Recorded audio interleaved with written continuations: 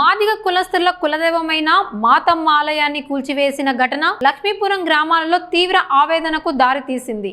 Road నిర్మాణ పనుల పేరుతో కొంతమంది రాజకీయ నాయకులు కక్షాపూరితంగా ఆలయాన్ని కూల్చివేశారని గ్రామస్తులు ఆరోపిస్తున్నారు. గ్రామంలోని సుమారు 50 కుటుంబాలు కలిసి దాదాపు 20 సంవత్సరాల క్రితం ఈ ఆలయాన్ని నిర్మించుకొని ప్రతిరోజు అమ్మవారికి పూజలు నిర్వహిస్తున్నామని వారు తెలిపారు.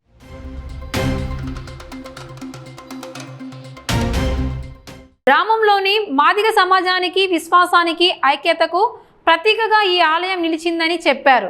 అయితే రోడ్డు వేస్తున్నామని చెబుతూ ఆలయాన్ని ఒక్కసారిగా కూల్చివేయడం తమ మనోభావాలను తీవ్రంగా దెబ్బతీసిందని గ్రామస్తులు ఆవేదన వ్యక్తం చేస్తున్నారు. ప్రస్తుతం ఆలయం లేకపోవడంతో అమ్మవారికి నిలువ నీడ కూడా లేకపోయి గ్రామస్తులు చెట్టు కింద పూజలు నిర్వహించాల్సిన పరిస్థితి ఏర్పడిందని తెలిపారు.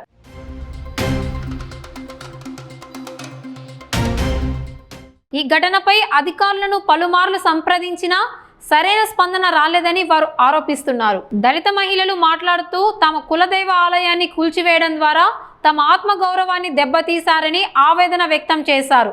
ఈ ఘటనకు బాధ్యులపై కఠిన చర్యలు తీసుకొని ఆలయాన్ని తిరిగి నిర్మించాలని, లేదంటే పెద్ద ఎత్తున ఆందోళన చేపడతామని హెచ్చరించారు. ఈ ఘటనపై అధికారులు స్పందించి గ్రామస్తుల మనోభావాలను గౌరవిస్తూ సమస్యలను త్వరగతిన పరిష్కారం చూపాలని స్థానికులు కోరుతున్నారు.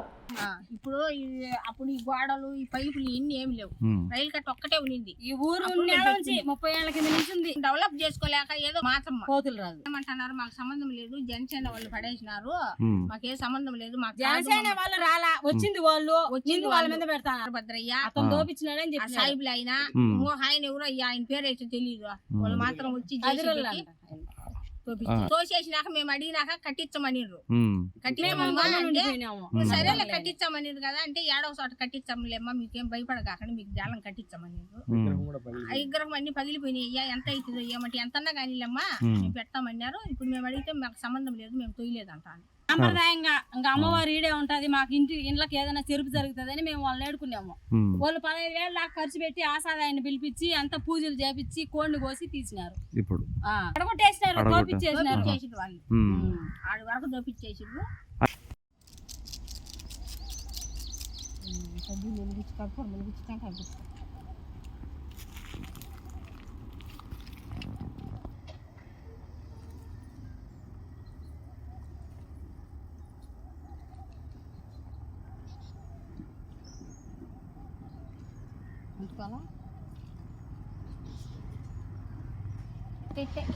ఈ పక్క నుంచి అక్కడ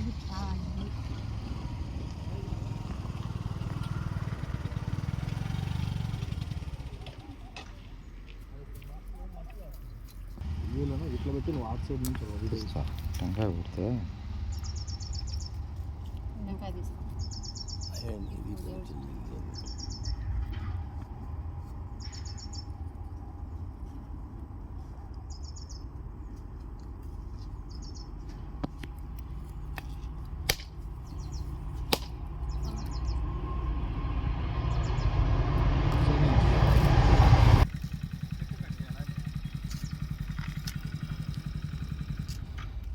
దగ్గర ఉంది కదా.